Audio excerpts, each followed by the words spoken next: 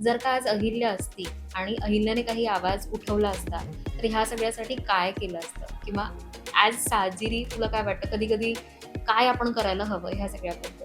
म्हणजे मला वाटतं जे घडतं ते फारच वाईट आहे आणि त्या त्या व्यक्तींना खूप जबरदस्त शिक्षा व्हावी असंही मला वाटतं.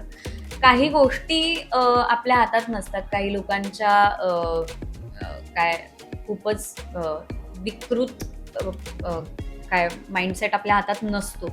सो मला वाटतंय की अहिल्या असं नाही, पण प्रत्येक मुलीनी किंवा मुलांनी आपापली जबाबदारी घेतली पाहिजे. की आता पुढची जी जनरेशन येणार आहे, आमच्या पुढची किंवा पुढे जाऊन आमची मुलं किंवा त्यांची मुलं, तर ना दोघांनाही सगळ्या बाबतीत ना शिक्षण दिलं पाहिजे. मुळात शिक्षण एज्युकेशन. हे सगळ्यांना दिलं पाहिजे. हे माझं मत आहे आणि हे अहिल्याचंही मत आहे.